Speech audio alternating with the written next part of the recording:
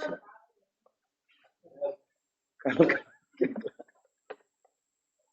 चलो, तो कल नाम वगैरह पढ़ लिए थे ना, आज पढ़ते हैं योग्यताएं।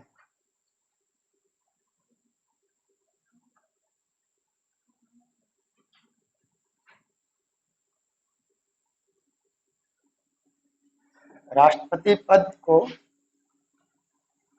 करो शुरू। राष्ट्रपति पद पर चुने जाने के लिए एक व्यक्ति में क्या क्या योग्यताएं होनी चाहिए? किस आर्टिकल में आएगा ये? 58। पहली योग्यता तो बताई थी, क्या हो? भारतीय नागरिक हो,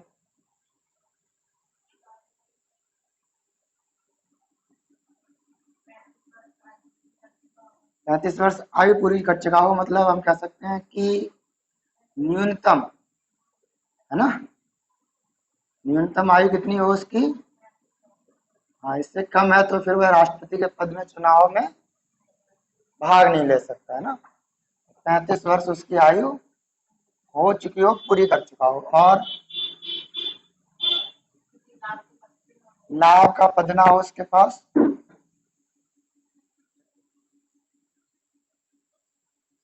और देखो यही सभी योग्यताएं होंगी उपराष्ट्रपति में भी। अभी हम किसकी पढ़ रहे हैं? राष्ट्रपति की। ये तीनों ही योग्यताएं उपराष्ट्रपति वाले में भी पढ़ेंगे, लेकिन एक उसमें बदल जाएगी। यहाँ पर होता है लोकसभा में चुने जाने की योग्यताएं रखता हूँ, चुने जाने की योग्यता रखता हुआ व्यक्ति। और उपराष्ट्रपति वाले कॉलम में हम इसकी जगह पढ़ेंगे राज्यसभा में चुने जाने की योग्यताएं रखता हूँ, और उसी में आ जाएगा कि वो दिवालिया ना हो, मानसिक रूप से विक्षिप्त ना हो, मतलब कोई मानसिक रोगी ना हो, भारतीय नागरिक होना चाहिए, न्यूनतम आयु 35 वर्ष, लाभ का पद ना हो उसके पास, और भारत की लोकसभा में चुने जाने की पूरी योग्यताएं रखता हूँ। यह है आर्टिकल नंबर 58 जो डील करता है राष्ट्रपति की योग्यताओं से। इसके बाद पढ़ना है हमको निर्वाचन। बेसिकली हमको पढ़ना है निर्वाचन मंडल, आर्टिकल 54 में आएगा ये, ठीक। और एक पॉइंट मैंने कल बताया था कि एकल संक्रमणीय मत और समानुपातिक प्रतिनिधित्व प्रणाली, यह आएगा आपका आर्टिकल नंबर 55। तो पहले तो ये देखें कि राष्ट्रपति के चुनाव में कौन कौन वोट डालता है। आप लोग डालते हो? नहीं डालते, मतलब हम सभी लोग राष्ट्रपति के निर्वाचन मंडल का हिस्सा नहीं, लेकिन चूंकि मत पद्धति समानुपातिक प्रतिनिधित्व प्रणाली पर आधारित है, इसीलिए जनसंख्या का प्रतिनिधित्व उसमें छुपा होता है ना। निर्वाचन मंडल में भारत की संसद के सदनों के निर्वाचित सदस्य कौन शामिल होंगे इसमें? भारत की जो संसद है उसके दोनों सदनों के निर्वाचित सदस्य होंगे, सिर्फ इलेक्टेड मेंबर, यहाँ नॉमिनेटेड नहीं आएगा, मनोनीत सदस्य नहीं इसमें शामिल होंगे। अब संसद के कितने सदन? लोकसभा, और लोकसभा में मैक्सिमम, मतलब अभी जो स्ट्रेंथ है वो कितनी है? 545। लेकिन 545 में आपको भी पता है इलेक्टेड कितने हैं, निर्वाचित कितने हैं? 500, और नॉमिनेटेड जो दो अंग भारतीय, हालांकि हट जाएंगे वो अगली व्यवस्था में, कितने हैं? तो ये लोग शामिल, सिर्फ इलेक्टेड मेंबर शामिल होते हैं। तो 543 लोग तो ये हो गए जो लोकसभा के निर्वाचित सदस्य हैं। इसी प्रकार से राज्यसभा में कितने सदस्य हैं इस समय?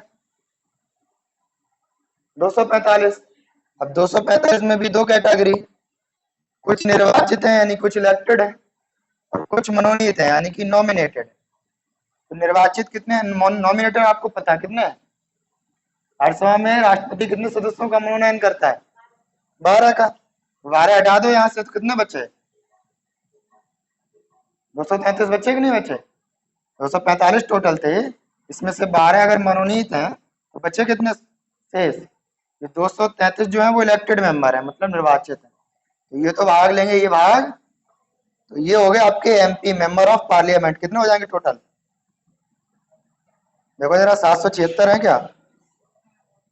776 मेंबर तो ये हो जाए। ये तो हो गए भारतीय संसद के दोनों सदनों के कैसे सदस्य हैं। सीधी सी बात है, सदन के जो निर्वाचित सदस्य होंगे, चाहे वो लोकसभा के हों चाहे वो राज्यसभा के हों, वो सभी सदस्य राष्ट्रपति के निर्वाचन मंडल का हिस्सा होंगे, अर्थात वो अपने वोट को कास्ट करेंगे। और कौन लोग होते हैं इसमें शामिल? राज्यों की विधानसभाओं के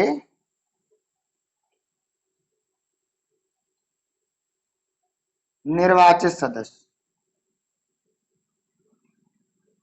निर्वाचित सदस्य। और राज्यों की विधानसभाओं में अलग अलग होंगे। विधानसभा कहने का मतलब है लेजिस्लेटिव असेंबली, विधायक, एमएलए। कौन लोग होंगे? मेंबर ऑफ लेजिस्लेटिव असेंबली, विधायक जिसे हिंदी में कह देते हैं। यहां पर विधानसभा वर्ड है, ये याद रखना। कुछ राज्यों में विधान परिषद का भी कॉन्सेप्ट है। विधान परिषद का भी कॉन्सेप्ट है। विधान परिषद का मतलब हो गया लेजिस्लेटिव काउंसिल, एमएलसी बोलते हैं इनके सदस्यों को, मेंबर ऑफ लेजिस्लेटिव। लेकिन अगर कोई व्यक्ति एमएलसी है तो वो राष्ट्रपति के निर्वाचन मंडल का हिस्सा नहीं होगा। सिर्फ राज्यों की विधानसभा यानी कि विधान परिषद के सदस्य इसमें शामिल नहीं होंगे, विधानसभा के होंगे। ऐसा क्यों किया गया है? इसका पीछे कारण जानते हो? हाँ, विधानसभा प्रत्येक राज्य में, लेकिन विधान परिषद का कॉन्सेप्ट सभी राज्यों में लागू। भारत के सिर्फ 6 राज्य हैं जिसमें विधान परिषद है। तो इसलिए राज्यों की विधानसभाओं के जो निर्वाचित सदस्य हैं वो भी कैसे सदस्य होने चाहिए? जैसे पता है आपको यूपी में कितने सदस्य हैं टोटल? 403 प्लस 1। अब देखो 404 टोटल है, लेकिन उसमें से निर्वाचित होकर कितने आए? ये इलेक्टेड है, तो ये सिर्फ यही भाग लेंगे। ये एक आंग्ल भारतीय नॉमिनेटेड है राज्यपाल के द्वारा, ये भाग नहीं लेगा। यानी राज्यों की विधानसभाओं के निर्वाचित सदस्य इसमें शामिल होंगे। ये तो बात होगी निर्वाचन मंडल के सभी निर्वाचित सदस्य कौन कौन से होंगे, संसद के दोनों सदनों के निर्वाचित सदस्य, और राज्यों में जो राज्य की विधानसभा है तो सभी राज्यों में होंगी 28 की 28। प्लस में एक और चीज याद रखनी है, राज्यों की विधानसभाओं के जो निर्वाचित सदस्य हैं उसमें दिल्ली केंद्र शासित प्रदेश है, लेकिन वहां अपनी एक विधानसभा है, उसके निर्वाचित सदस्य भी राष्ट्रपति के निर्वाचन मंडल का हिस्सा होंगे। पुडुचेरी, इनकी भी अपनी एक विधानसभा है, इसके भी निर्वाचित सदस्य राष्ट्रपति के निर्वाचन मंडल का हिस्सा होंगे। इन दोनों ही राज्यों को विधानसभाओं के सदस्य जो निर्वाचित सदस्य हैं उनको राष्ट्रपति के निर्वाचन मंडल में 70वें संविधान संशोधन 1992 के तहत निर्वाचन मंडल का हिस्सा बनाया गया है। एक और अलग से आपको पॉइंट याद रखना है, क्योंकि जो हमारा पिछला निर्वाचन हुआ था वो 25 जुलाई 2017 को हुआ था, रामनाथ कोविंद का। उस टाइम पर जम्मू कश्मीर एक स्वतंत्र राज्य था, उसकी अपनी एक विधानसभा थी, तो उसके सदस्य तो इस वाली कैटेगरी में वोट करते थे। लेकिन जब से जम्मू कश्मीर को स्वतंत्र राज्य का दर्जा हटाकर हमने 2 केंद्र शासित प्रदेशों में बांट दिया, जम्मू कश्मीर और लद्दाख। अब स्थिति ये है कि जम्मू कश्मीर में अपनी विधानसभा भी, उसके चुनाव होंगे जब भी हो। नियम ये कहता है कि दिल्ली और पुडुचेरी केंद्र शासित प्रदेश है, जम्मू कश्मीर भी अभी जो 2022 में चुनाव होगा उसमें यह व्यवस्था होगी कि जम्मू कश्मीर भी एक केंद्र शासित प्रदेश होते हुए उसकी विधानसभा के निर्वाचित सदस्य भी क्या करेंगे? भाग लेंगे, यानी निर्वाचन मंडल का हिस्सा होंगे। तो 3 केंद्र शासित प्रदेश भी आपको याद रखने हैं, दिल्ली, पुडुचेरी ये जोड़े गए हैं 70वें संविधान संशोधन 1992 के द्वारा। और जम्मू कश्मीर, इसके भी निर्वाचित सदस्य, विधानसभा के निर्वाचित सदस्य राष्ट्रपति के निर्वाचन मंडल का हिस्सा होंगे। देखो इस तरह।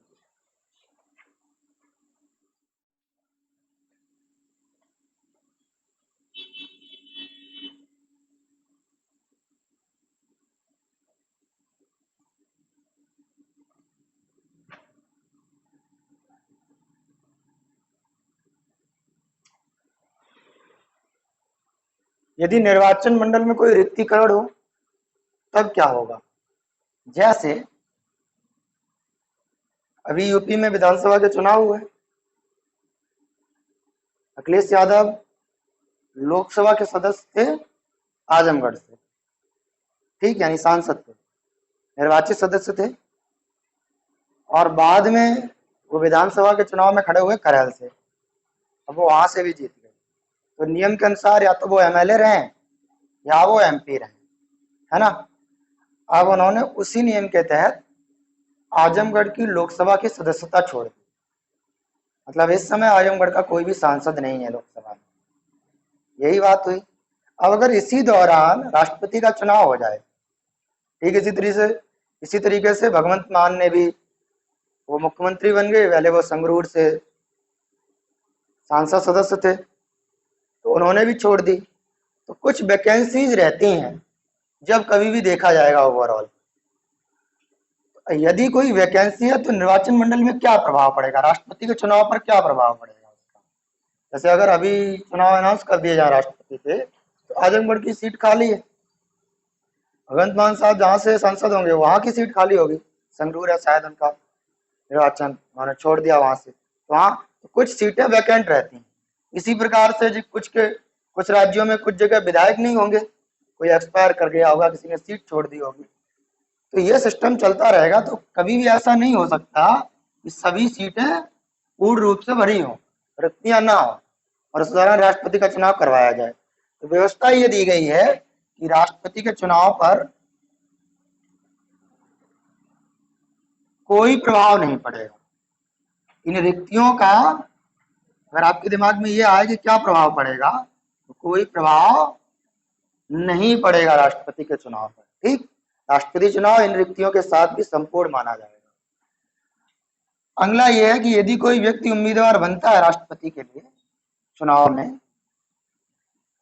तो निर्वाचन मंडल आज समझ गए, निर्वाचित एमपी और निर्वाचित एमएलए, इन सभी को जोड़कर निर्वाचन मंडल तैयार हुआ। उस निर्वाचन मंडल के 50 सदस्य, कोई भी उम्मीदवार हो वह तब उम्मीदवार हो पाएगा, उसी निर्वाचन मंडल के कितने सदस्य, 50 सदस्य उसके नाम की सिफारिश करें, अनुमोदित करें उसका नाम, ये खड़ा हो जाए चुनाव में। यानी कितने अनुमोदक चाहिए, 50। और जब वह फाइल करे अपना कैंडिडेशन, तो फिर 50 अन्य सदस्य होने चाहिए, यही नहीं कि ये वाले उठा लो, 50 अन्य सदस्य उसके प्रस्तावक हो नाम के।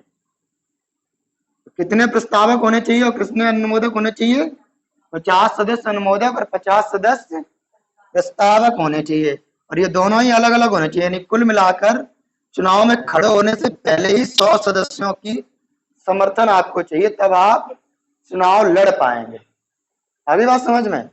और जैसे मान लो कोई व्यक्ति ये खड़ा हुआ है, तो उसके पक्ष में 100 लोग ये चले गए, तब तो वो खड़ा हो पाएगा चुनाव में। कोई सदस्य बी खड़ा हो रहा है, तो जो ये सदस्य इसके अनुमोदक और प्रस्तावक बने थे, उनमें से अब इसका कोई भी प्रस्तावक अनुमोदक नहीं हो सकता, उसे अपने अलग 100 सदस्य चाहिए। और ये सभी सदस्य किसमें से होंगे, निर्वाचन मंडल में से होने चाहिए, ठीक।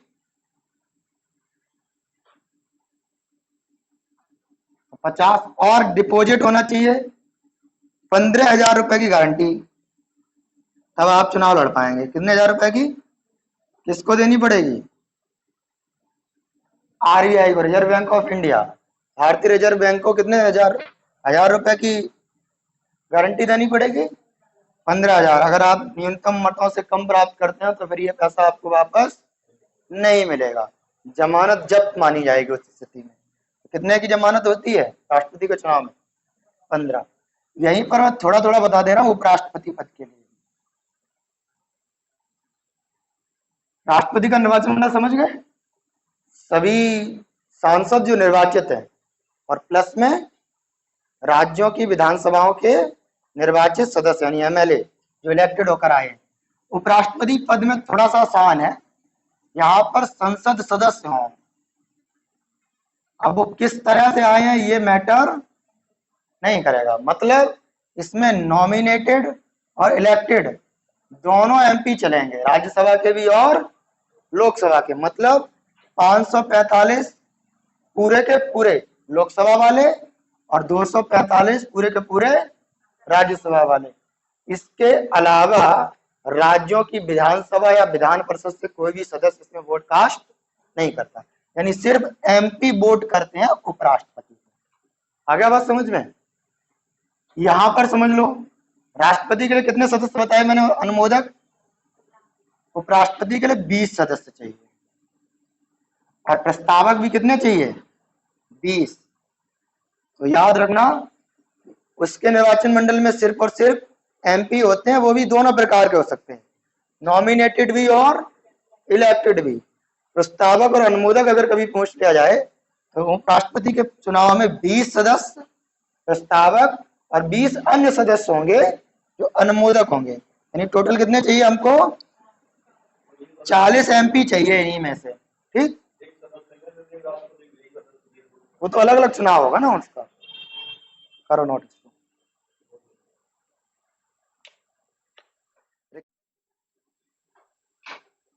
तो राष्ट्रपति के निर्वाचन मंडल में 776 तो एमपी हो गए और अलग अलग राज्यों की विधानसभाओं के एमएलए। अब बात करेंगे जो एमपी आए हैं और जो एमएलए आए हैं जिनसे मिलकर राष्ट्रपति का निर्वाचन मंडल तैयार हुआ है, क्या सभी एमपी और सभी एमएलए के वोट का वैल्यू बराबर होता है? नहीं होता है। देखो जो एमपी होंगे आपस में 776 के 776, उन सबका तो वैल्यू जो होगा प्रत्येक एमपी का आपस में कैसा होगा? बराबर। लेकिन प्रत्येक एमएलए का वोट का वैल्यू आपस में बराबर नहीं होगा। अब ये बात समझो होती कैसे। तो वैल्यू ऑफ एमएलए वोट ये क्या होता है? देखो एमएलए जो होगा वो किसी राज्य का होगा, तो हमें उसी राज्य की पॉपुलेशन ऑफ स्टेट, जिस भी राज्य का वो एमएलए। अब ये पॉपुलेशन कब, कोई एक फिक्स पॉपुलेशन करनी पड़ेगी। कौन सी वाली पॉपुलेशन? ये तो प्रत्येक 10 साल में बदल जाती है, ऐसे करके तो प्रत्येक 10 साल में वैल्यू चेंज होती रहेगी, बड़ा गणितीय मामला हो जाएगा ये। इसको फिक्स कर लिया गया है पिछली बार में, सेंसस देखना पड़ेगा, मतलब जनगणना देखनी पड़ेगी आपको। 1971 में जो जितना भी पॉपुलेशन होगा उस राज्य की, वो जनसंख्या को हम ऊपर रखेंगे। ठीक, टोटल नंबर ऑफ एमएलए उसी स्टेट के देखने हैं कितने, गुणा 1/1000। ये वैल्यू है किसी भी राज्य के एक एमएलए की। अब जैसे मान लो हम यूपी की बात करें, यूपी की कोई एमएलए है, वो राष्ट्रपति के चुनाव में अगर वोट करता है तो उसके वोट का वैल्यू क्या होगा? हमें यूपी की पॉपुलेशन रखनी पड़ेगी, ठीक, अपॉन में 403। अभी यूपी में कितने सदस्य हैं जो निर्वाचित हैं? 403 गुणा, और अगर सिक्किम की बात कर लें तो सिक्किम में टोटल 32 हैं, तो पॉपुलेशन किसकी? सिक्किम की, अपॉन में कितने गुणा। अब यहां से आप देखोगे डिपेंडेंसी जो है वो पॉपुलेशन पर है, नहीं है? सिक्किम की पॉपुलेशन कुछ अलग होगी, यूपी की पॉपुलेशन कुछ अलग होगी, तो वोट का जो वैल्यू है एमएलए का वो उस राज्य की जनसंख्या पर निर्भर करता है। तो कहने का सीधा सा अर्थ ये हुआ कि जिस राज्य की जनसंख्या अधिक होगी उस राज्य के एमएलए का वोट का वैल्यू अधिक होगा, जिस राज्य की जनसंख्या कम होगी उस राज्य के एमएलए के वोट की वैल्यू कम होगी। और इस तथ्य के आधार पर हम कह सकते हैं कि यूपी के एमएलए की वोट की वैल्यू हाइयर होगी, नहीं होगी, एज कंपेयर टू सिक्किम। समझ में आ गया? यूपी में जो एमएलए होगा उसके वोट की वैल्यू अधिक होगी एज कंपेयर टू सिक्किम। अब यहीं पर बात कर लेते हैं MP, value of a vote of MP. MP का क्या होगा? ऑल वैल्यूज ऑफ एमएलए, जितने भी एमएलए होंगे प्रत्येक राज्य के, जैसे यूपी का निकाल लिया आपने एक, ऐसे करके कितने एमएलए हैं, 403 से गुणा कर दो तो टोटल जो यूपी के एमएलए होंगे उनकी वोट की वैल्यू आ जाएगी। इसी तरीके से एमपी की निकाल लो, सभी राज्यों के एमएलए की वोट की वैल्यू निकाल लो, उसको जोड़ लो, पूरी वैल्यू कितनी बनी, अपॉन में टोटल नंबर ऑफ एमपी, ये कितने हैं। तो देखो कोई भी एमपी हो उसके लिए टोटल एमएलए वोट की वैल्यू तो बदलेगी नहीं और ना टोटल नंबर ऑफ एमएलए बदलेगा। तो ये जब दोनों चीजें नहीं बदलेंगी तो एमपी के वोट की वैल्यू आपस में कैसी होगी, चाहे वो कोई भी एमपी रहा हो, किसी भी क्षेत्र से आया हो, किसी भी राज्य से आया हो, चाहे वो मैनपुरी से आया हो, चाहे वो गुजरात के गांधीनगर से आया हो, सभी एमपी की वैल्यू आपस में कैसी होगी, लेकिन एमएलए की वोट की वैल्यू अलग अलग होगी। वो जनसंख्या पर डिपेंडेंस करता है, डिपेंड रहता है, तो जहाँ की जनसंख्या ज्यादा वहाँ की वोट की वैल्यू भी ज्यादा रहेगी। नोट करो इन दोनों फार्मूलों को।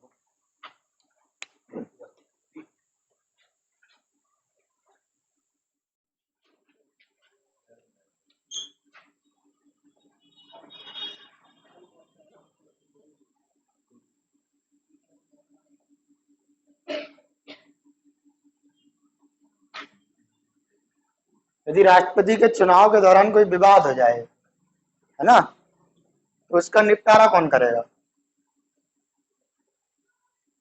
राष्ट्रपति के चुनाव में कोई भी डिस्प्यूट हो जाए, कोई भी विवाद हो जाए, उसका निपटारा जो होगा वो सुप्रीम कोर्ट करेगा, भारत की सर्वोच्च न्यायालय करेगी। और इस अधिकार को उसको कहते हैं प्रारंभिक क्षेत्राधिकार। क्या कहा जाता है इसको, ये वर्ड याद रखना।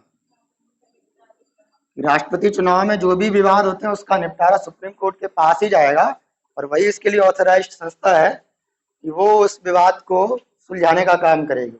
और इस अधिकार को कहा जाता है प्रारंभिक क्षेत्राधिकार। इसके बाद राष्ट्रपति का कार्यकाल जल्दी से देखो, कल बताया था कार्यकाल कौन से आर्टिकल में है,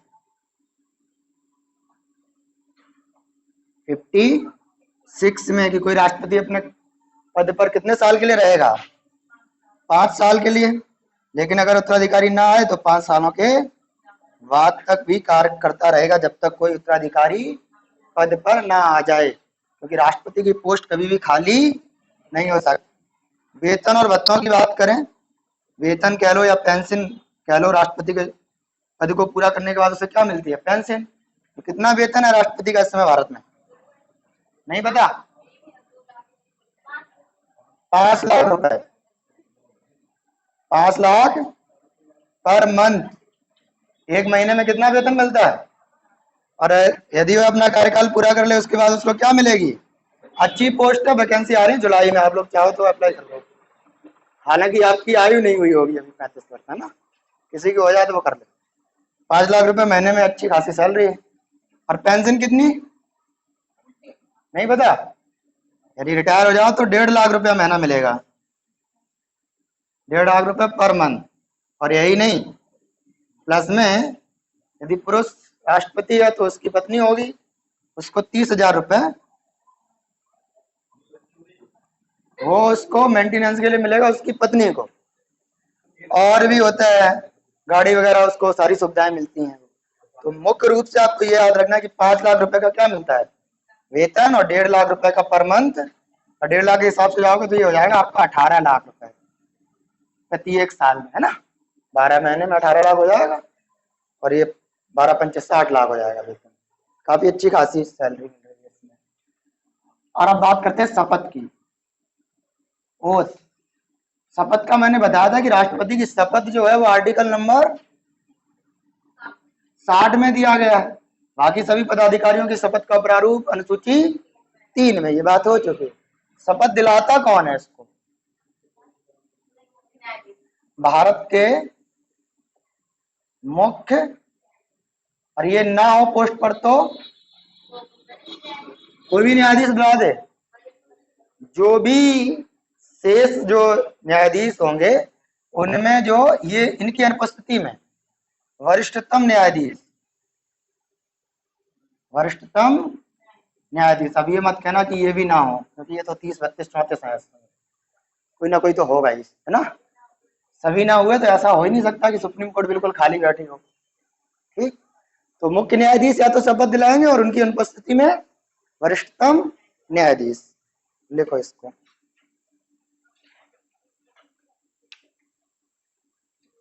एक और पॉइंट जल्दी से पढ़ाना है आपको, अभी टाइम है 20 मिनट। महाभियोग प्रोसेस,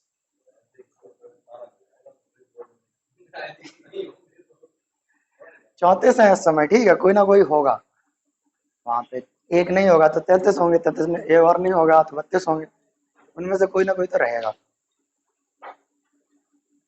क्योंकि उसमें भी राज्यसभा जैसा कॉलम चलता है, एक साथ कभी पूरा खाली होता नहीं है, क्रमबद्ध रूप से चलता रहता है।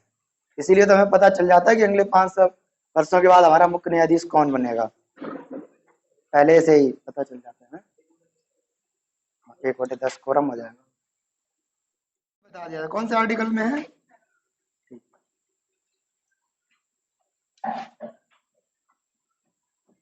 कभी कभी ये पूछ लिया था महाभियोग आया कहां से। राष्ट्रपति का महाभियोग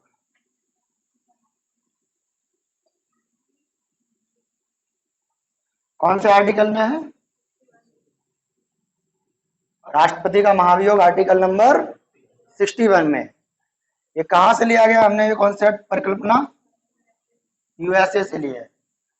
ठीक, राष्ट्रपति का महाभियोग कौन से आधार पर हो सकता है? ऐसे ही मन हो जाए प्रधानमंत्री का महाभियोग लगा दो, हटा दो उससे, कुछ तो ग्राउंड होना चाहिए उसका। हाँ, संवैधानिक रूप से अगर कोई दुराचार कर दिया उसने, संवैधानिक प्रावधान जो भी हैं, प्रावधानों का दुरुपयोग कह लो या अतिक्रमण कह लो, ऐसा कोई काम उसने कर दिया है जो संवैधानिक प्रावधानों के अंदर नहीं आता है, तो उस पर फिर आप महाभियोग लगा सकते हैं। और ये महाभियोग कहाँ लगाया जा सकता है, कैसे स्टार्ट होगा? संसद से, संसद के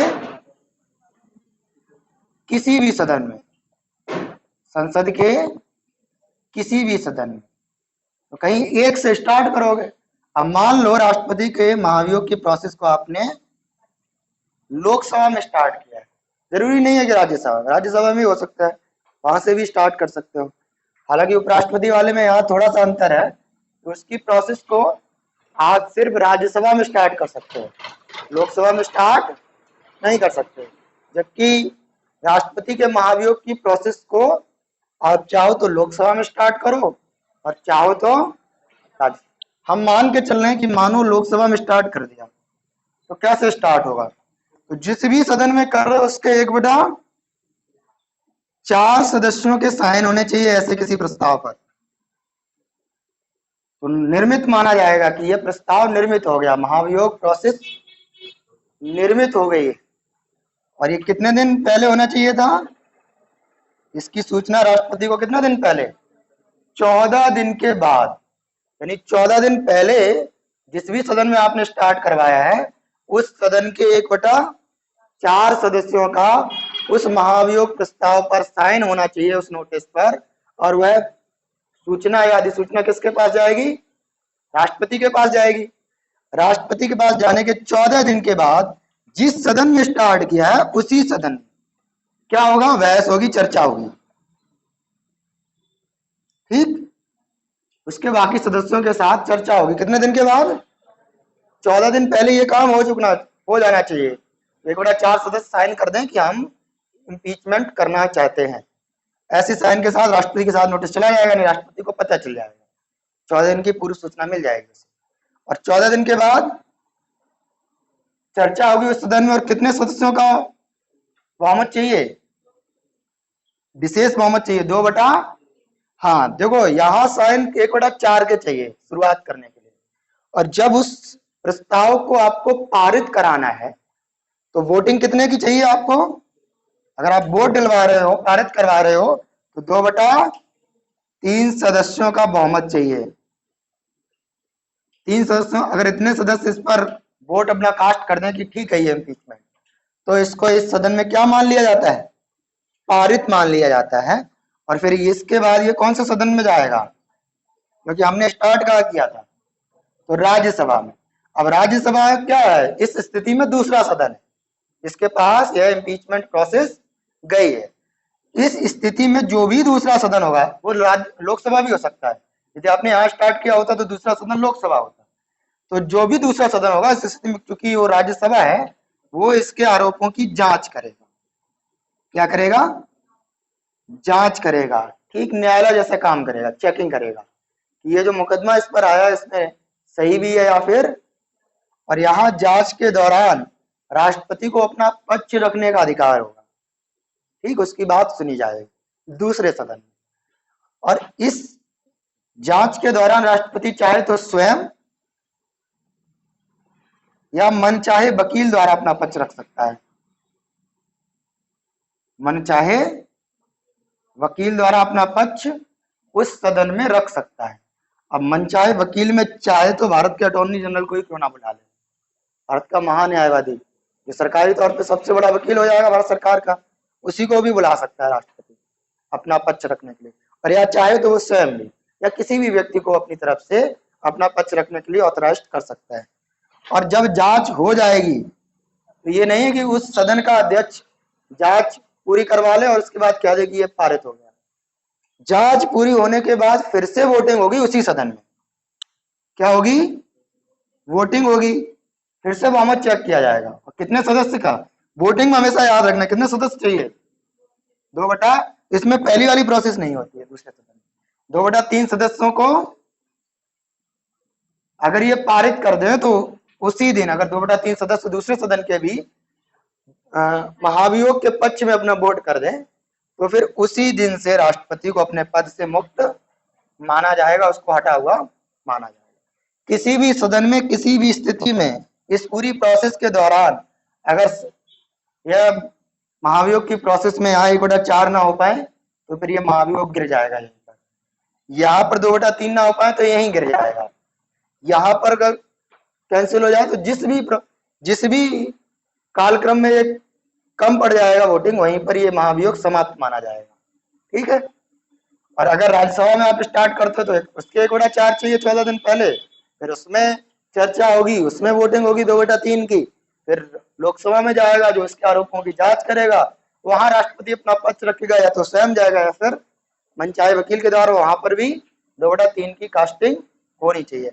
हालांकि अभी तक भारत में कोई भी महाभियोग प्रोसेस राष्ट्रपति पर अपनाया नहीं गया है, यानी कोई भी राष्ट्रपति पर ना तो महाभियोग का प्रोसेस लगा है और ना ही प्रोसेस के जरिए, इम्पीचमेंट प्रोसेस के जरिए उसको हटाया गया। अभी तक ऐसा मामला देखने को, यानी आर्टिकल 61 का उपयोग अभी तक भारतीय संसद ने नहीं किया है, ठीक है, एक बार भी इसका उपयोग नहीं हुआ। लिखो इसको।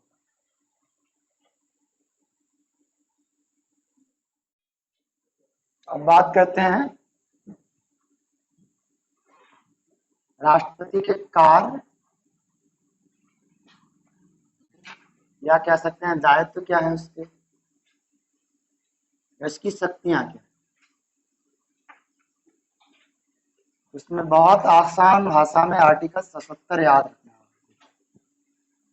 आर्टिकल 77 के अनुसार समस्त कार्यपालिका की जो कार्यवाही होगी वो राष्ट्रपति के नाम से की जाएगी। एक आर्टिकल 53 बताया था आपको, कार्यपालिका की समस्त शक्ति किसमें निहित होती है? राष्ट्रपति में। और अब यदि कार्य में देखा जाए, आर्टिकल 77(1) कहता है कि राष्ट्रपति के नाम पर ही कार्यपालिका की समस्त कार्यवाही संपादित होंगी। यानी कि कोई भी पोस्ट पर कोई भी काम करना हो, चाहे किसी की नियुक्ति करना हो, चाहे किसी को हटाना हो, कुछ भी काम होगा वो समस्त कार्यपालिका की जो कार्य होंगे वो किसके नाम पर किए जाएंगे? राष्ट्रपति के नाम से किए जाएंगे। बहुत सारी शक्तियां हैं राष्ट्रपति के पास अलग अलग आर्टिकल्स में। तो हम एक साथ पहले पढ़ लेते हैं आपातकालीन शक्तियां। आपातकालीन शक्तियां, हालांकि इनके बारे में चर्चाएं हो चुकी हैं, मैं डाटा ले रहा हूं आपसे जिससे आपको आसानी भाषा में समझ में आ जाएगा। 3 प्रकार का आपातकाल होता है। एक है अनुच्छेद आर्टिकल 300 और एक है आर्टिकल 304। 4 का गैप है, याद रखना चाहो तो रख सकते हो। और आर्टिकल 352 को क्या कहते हैं हम?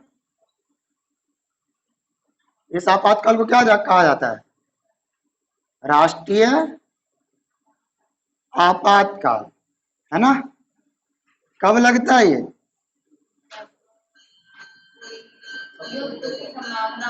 युद्ध हो, बाहरी आक्रमण हो जाए और सशस्त्र विद्रोह हो जाए, उस स्थिति में राष्ट्रीय आपातकाल लगेगा, है ना? क्योंकि 356 में क्या है? राज्य आपातकाल। इसको क्या कहते हैं? हाँ, आसान, हालांकि ये संवैधानिक वर्ड राज्य आपातकाल है, लेकिन हम बोलचाल की भाषा में चूंकि ये राज्य में लगता है इसीलिए इसको क्या कह सकते हैं? राष्ट्रपति शासन कह देते हैं। इसको कहते हैं वित्तीय आपातकाल।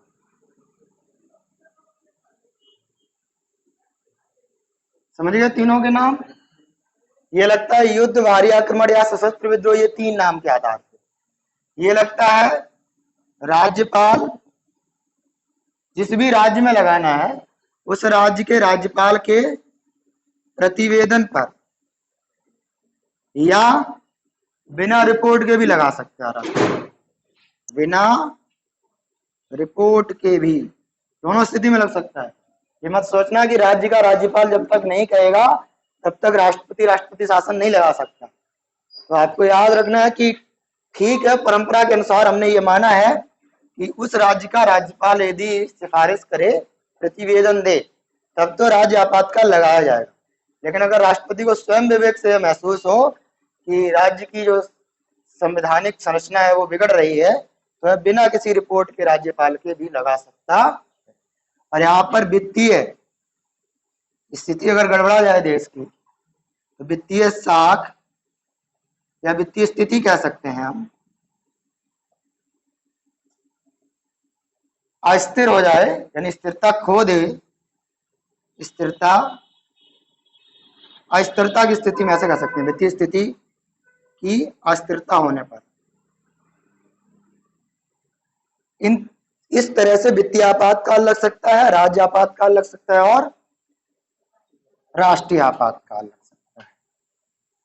मंत्रिमंडल की क्या भूमिका होती है इसमें?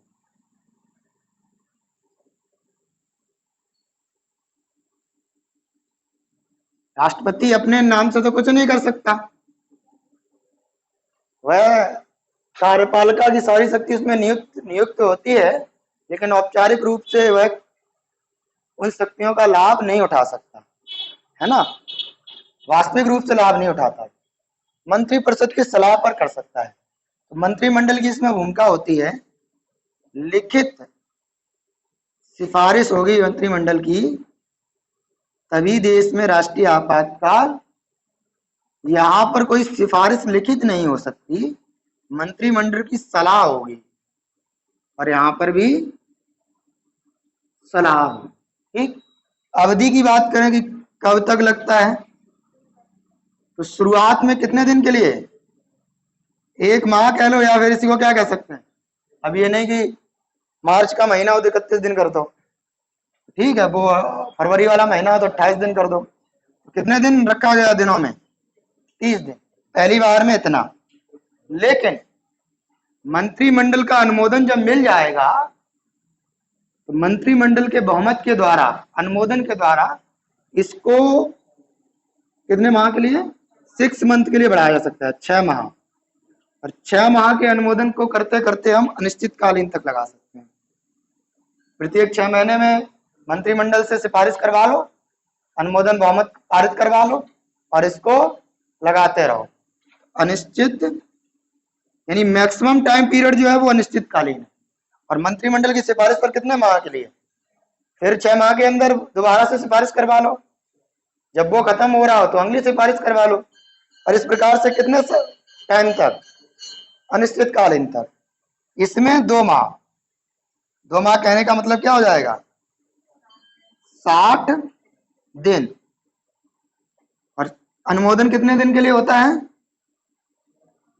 6 माह के अनुमोदन के साथ कितने साल के लिए? 3 वर्ष के लिए। एक बार में 6 माह करते हो, कितने वर्ष के लिए लगा सकते हो आप? 3 बार। इसके बाद इसको हटाना पड़ेगा, ठीक। और ये शुरुआत में 2 माह या 60 दिन। और इसका मैक्सिमम टाइम पीरियड भी अनिश्चित है, क्योंकि ऐसा कोई संविधान में लिखित प्रावधान इसके लिए दिया नहीं गया। अनिश्चितकालीन तक, ठीक है। एक और जो कई बार क्वेश्चन पूछा जाता है यहां से, यहाँ पर विशेष बहुमत होना चाहिए, ठीक। अनुमोदन जो होना चाहिए वो कैसा होना चाहिए? यहाँ पर मंत्रिमंडल का अनुमोदन 6 माह के लिए मिलेगा, तो 6 माह के लिए कैसा अनुमोदन होना चाहिए? विशेष बहुमत द्वारा। विशेष बहुमत का मतलब हो गया 2/3 सदस्य, विशेष बहुमत। और यहाँ दोनों में साधारण बहुमत चलता है, ठीक है। ये भी याद रखना, जो 6 माह का अनुमोदन है वो कैसा है? साधारण बहुमत का है वो। यहाँ पर भी साधारण बहुमत, जो 6 माह के लिए जो चलाएगा आगे वो साधारण बहुमत। पहले वाले में है सिर्फ विशेष बहुमत, बाकी तीनों दोनों जगह साधारण बहुमत। जो पूछा जाता है कि मौलिक अधिकारों पर क्या प्रभाव पड़ेगा, हालांकि इसके बारे में चर्चा कर चुके हैं आर्टिकल नंबर, जब आपने मौलिक अधिकार पढ़ाए थे, लेकिन इन दोनों का नहीं बताया था। मौलिक अधिकारों पर प्रभाव क्या रहेगा? मौलिक अधिकारों पर प्रभाव, हाँ, सभी समाप्त हो सकते हैं, सभी समाप्त हो सकते हैं। होते हैं ऐसा कहना गलत है। सिर्फ 19 होता है अपने आप, बाकी। और 19 भी तब होता है जब युद्ध या बाहरी आक्रमण की स्थिति हो। सशस्त्र विद्रोह की स्थिति में वो भी नहीं होता। लेकिन राष्ट्रपति की अनुमति से सभी समाप्त हो सकते हैं, सिर्फ और सिर्फ 20 और 21 इसमें किसी भी स्थिति में समाप्त। इन दोनों आपातकालों में क्या होता है? कोई प्रभाव नहीं पड़ता है, सबके सब बने रहते हैं, कोई प्रभाव नहीं होता है। ना वित्तीय आपातकाल में कोई प्रभाव पड़ेगा, कोई प्रभाव नहीं पड़ेगा। समाप्त कैसे हो सकता है? अगर समाप्त को देखा जाए तो दिया किसने था? लिखित सिफारिश पर मंत्रिमंडल, तो फिर संसद के साधारण बहुमत द्वारा। यहाँ शब्द साधारण बहुमत है, ये याद रखना। जबकि अनुमोदन के लिए कैसा बहुमत चाहिए था? विशेष। लेकिन समाप्ति करने के लिए साधारण बहुमत काफी है। यहाँ पर साधारण बहुमत तो पहले ही ले चुके थे, अब इसमें कोई बहुमत नहीं चलेगा। राष्ट्रपति स्वयं से खत्म कर सकता है, स्वयं से समाप्त कर सकता है, घोषणा कर सकता है।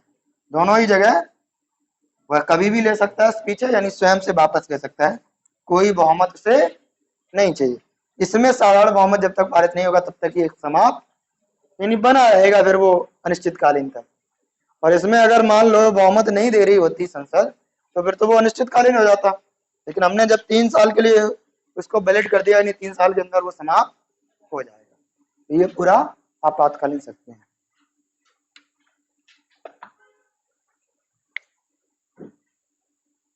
बस आज के लिए इतना ही।